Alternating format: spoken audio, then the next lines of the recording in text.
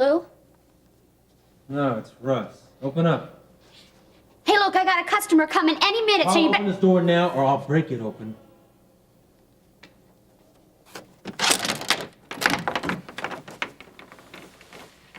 What do you want?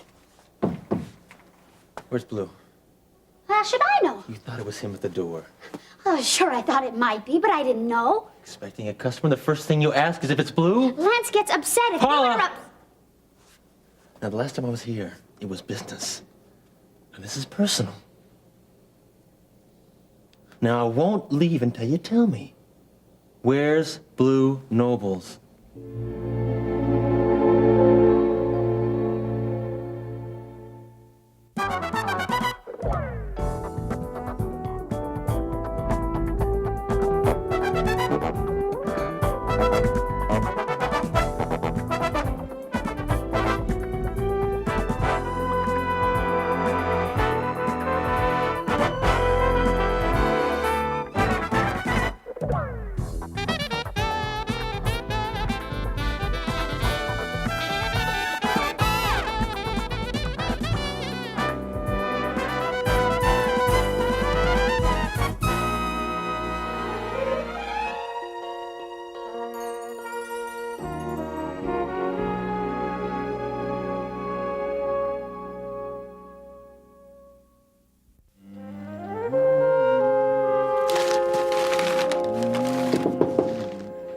Somebody knocked?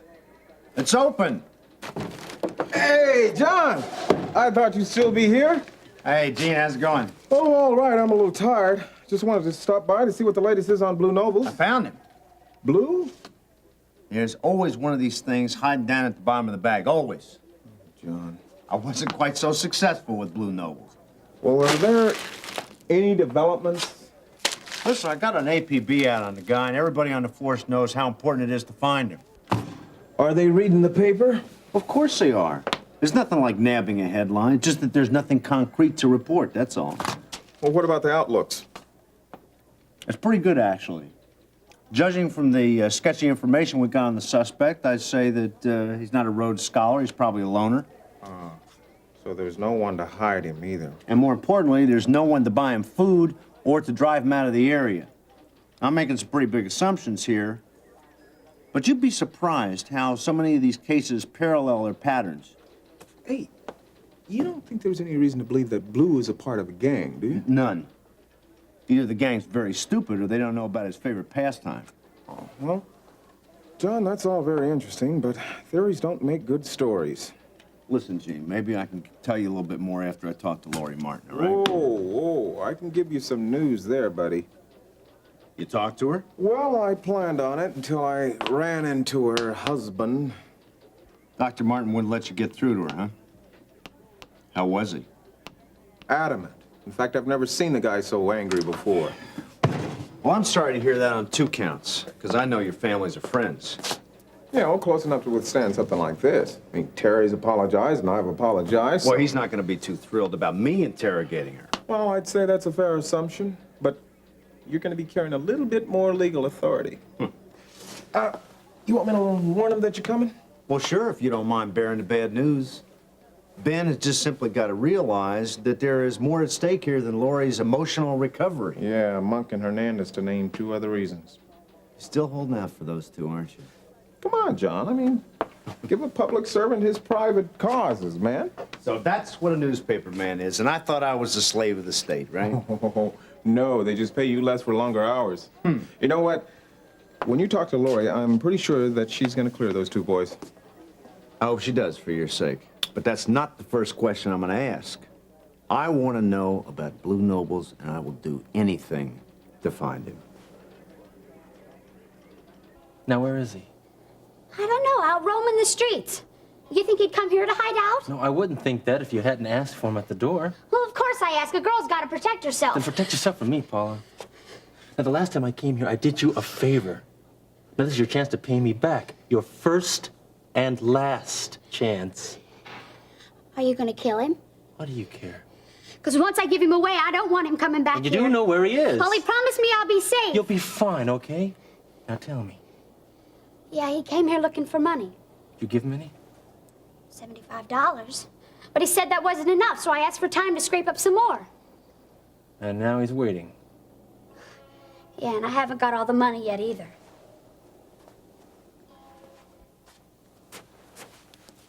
Is he gonna meet you back here when you get it to him? No. All right, then tell me, where are you gonna meet him? At the docks in warehouse 19. Is he waiting there now? Probably. He said he'd wait as however long it took me. Russ, if Lance ever finds out, he'll kill me. We'll find out.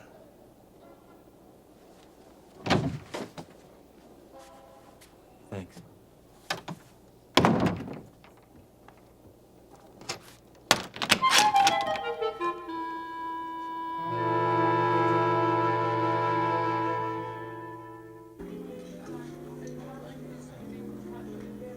How was your shrimp? All right. I didn't get very many of them. Nothing like the club used to serve, is it? Oh, that was their specialty. Maybe we should have eaten there. The memories wouldn't have helped my appetite. I understand. Some memories have to be faced to be overcome. Is that why you came back to Kingsley? I'm back to get involved. Then I still don't understand. Kingsley's never been the hotbed of political life. I can't figure out why you don't use your freedom, go to D.C. or someplace. And, sweetheart, I can't figure out why your every other question sounds like you're trying to get rid of me. You know that's not true. As for getting involved, I just don't see any possibilities here. Except your father? Yes, Amber, you were being that obvious. All right. All right, I have said from the start that I want to see you happy. If that means relaxing or getting involved in some civic cause, I really can't say. But I do know it means staying away from Dave. You don't even call him Dad anymore, do you? Call him a lot of other things. You think I'm as vulnerable as a schoolgirl? Come on, Mother, you know he's here and you know seeing him can only hurt. So I'm to catch the first plane and fly as far from Dave as possible. Don't argue in extremes. Extreme? Me? You nurse a grudge against your father for 4 years? You refuse to let go of the past, and now you're making plans to stop me from doing the same? His responsibility for Kevin's death left me with far more than just a grudge. And as for my stopping you from letting go of the past, I'm much more concerned about the past chasing after you. Understood.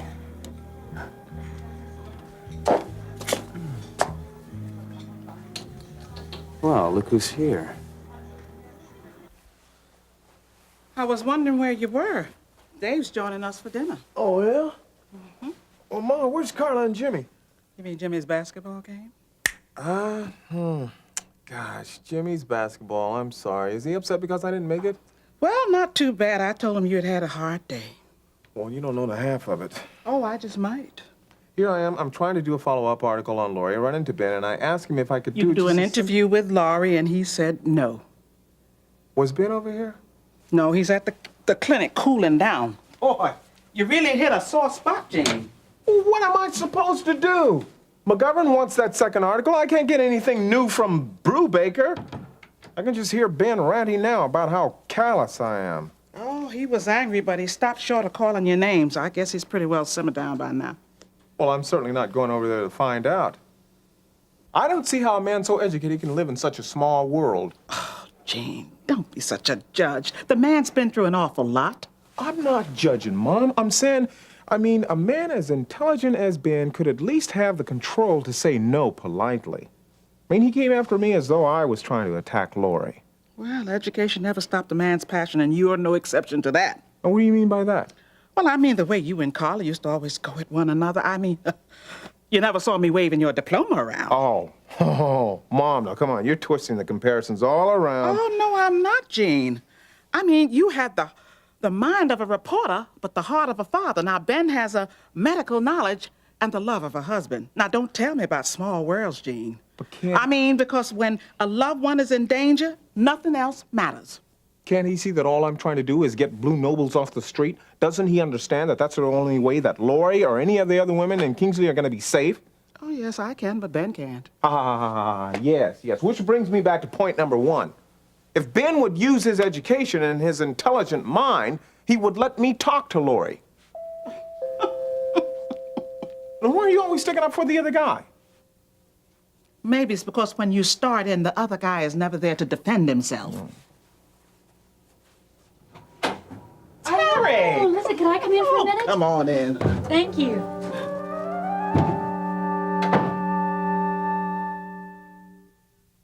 Terry, I'm so glad you could come over. Jean and I were talking about how things are going over at your house. Jean, I'm here to apologize. Terry, you already have at your office. Now, look, I want you to know that I meant it. And when I go home tonight, I'm going to try to talk to Ben. You see, Jean, all that fretting about nothing. Oh, Mom, please. Terry, now I got a nice little roast just ready to come out of the oven, and I've invited a guest. I'm and I thought afraid maybe- I can't stay for dinner, Ione. Lori's going to be fixing dinner tonight, and I promised her I'd be there. Oh, but that's fair, but I never did get to tell you who's coming. It's Dave. How nice. Oh, I thought we could make it a foursome. Mom, stop creating romances and just tend to dinner. I'm not creating romances, Jean. I'm just being hospitable. He's awfully handsome. Think about it. Terry, you have a minute? I'd like to talk with you. I'm afraid I've got some bad news. At least Ben might think so. What's that? I talked to Sergeant Brubaker, and he said that he's going to be coming over to ask Lori some more questions. Oh, does he know I'm getting advance warning? Yeah, he told me to tell you. And I don't think Ben's opinions are going to outweigh John's authority. Jean, about what happened at the office Terry, today. please, no more apologies. No, this is an explanation, okay? Now, look, we both know what a good person Ben is, and we both know that he's been through a lot in these past months. Now, he struck out at you today because he felt so totally helpless. He can't get his hands on Lori's assailant. He can't rush the legal process, and he can't get the police to go any faster. And when he reaches out to Lori, she rarely returns his comfort. And then you stepped in. A perfect target. And he was venting more than his anger. What you saw today was a man so totally frustrated by his own helplessness. Does he realize that, Terry? Well, the sergeant's coming over to talk to Lori. I hope he realizes it as soon as possible. Well, what you've just said helps me not to take that scene so personally. And I was a bit frustrated myself. All my professional life, I hated when reporters would get their story at any cost. And when Ben made it sound like I was one of them, I couldn't take that. But thanks for telling me that. I really appreciate that, though. Right on time. Now, Terry, you sure you can't stay for dinner? No, really. Thank you again. Marianne, this is Amber's mother. Hello, Mrs. Phillips. Kate, please. You know, I'm glad you're here. You can join us and help us celebrate. Oh. What are you celebrating? Oh, it's just an office building we're putting up. Yeah, it's another multi-million-dollar contract. Oh, really? Does it have a name? Oh, yeah, Canterbury. I think they named it after the architect. I'm not really sure, but I certainly didn't name it. I think I know what it would have been if you had. Yeah, well, my sister and I are out celebrating tonight. The paperwork just came through, so we'll be able to start construction the first sign of spring. Why don't we go to our table now? Yeah. Join us, ladies? I'm afraid we can't. We were just having a mother-daughter talk. In other words, I am being reprimanded again? Hardly. But we haven't spent that much time together as it is, so... I understand. No problem. I'll call you later. Okay? Enjoy your dinner.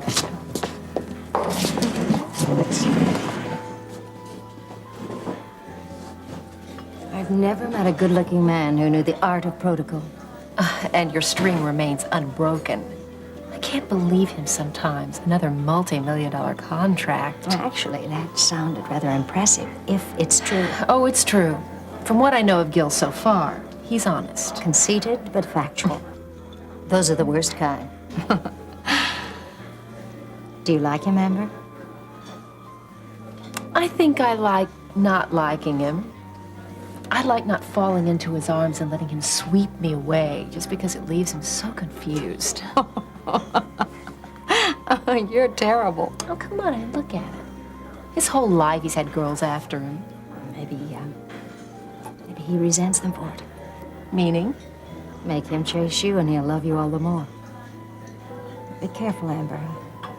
I know he looks and sounds so proud, but he could be very vulnerable. Now what'd I do wrong? Wrong. You ought to tape record yourself sometime, Gil. You bragged your way through that whole conversation. Marianne, if I don't tell her what I've done, who will? Let someone else praise you. Look, Marianne, I've never met a man who's ever given me a compliment. It's because they're all too jealous. Gil! Sure you can't stay? Smells good. Oh, I'd love to. But I was telling Ione that Laurie's going to be fixing supper tonight, so I want to be there for that. Well, that sounds like an encouraging sign. It is. And I think we've seen the worst of it. Has there been any word on Blue? Nothing. You know, when I was treating him in the clinic, there was such a gentleness about him. He acted more like a frightened kid than a violent rapist. I almost wish that I could see him like that. Yeah, that's what's so terrible about crime. When everything's exposed, well, what seems so evil at arm's length can be so sympathetic up close. But if it was one of your daughters, would you still feel that way about him? I'm sure I wouldn't. But in a way, my daughters have been taken away from me. But there hasn't been any attacker. They haven't been molested or kidnapped, and I can't ransom them. The closest I can come to finding a guilty party is me. But you've been forgiven of that guilt. Yes, I have. Look, the next time I start going on about my personal problems, you have permission to leave the room. I don't mind at all. Terry is still here. I can't talk you into staying for dinner? No, thank you. I really got to get going. I'm going to be late. Well, goodbye, all. Thank you, Ione. Well, be seeing you, Terry. Okay. Bye-bye. Goodbye.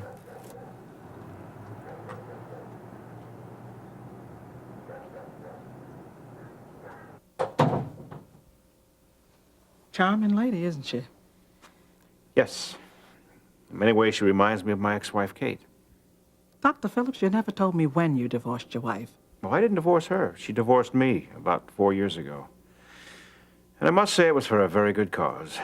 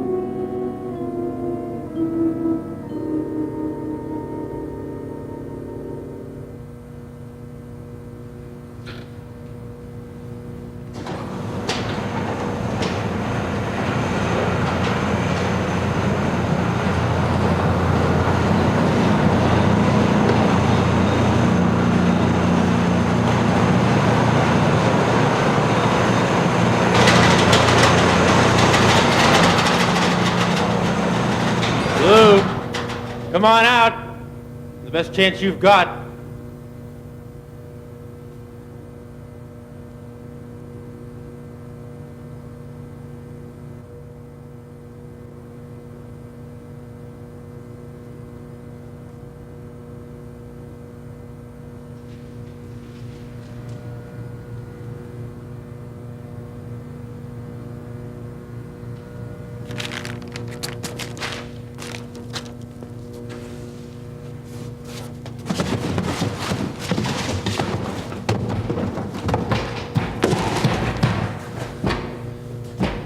You raped her. No, I didn't. She was my girlfriend. Shut up! Ronnie, Lance, the police, not even Laurie's family want you half as bad as I do, Blue. I didn't rape her, honest. You tried! she was so beautiful, and she wouldn't listen. You put her into a mental institution, Blue. That's where you belong. Well, she's not yours. You're not married to her. She's the best thing that I ever had. Don't you see what she means to me? Don't you? You know, I can take the Ronnies and the Lances, my father. I can even take scum like you. But if there are no more Lories, no more Mary Anns, well, then what's left? There's nothing. You and me. You and me. Shut up! Shut up! You and me. Shut up! I'm gonna kill you! No. You can't. You can't. Because I didn't rape her. I never had her. I never had her. And neither have you.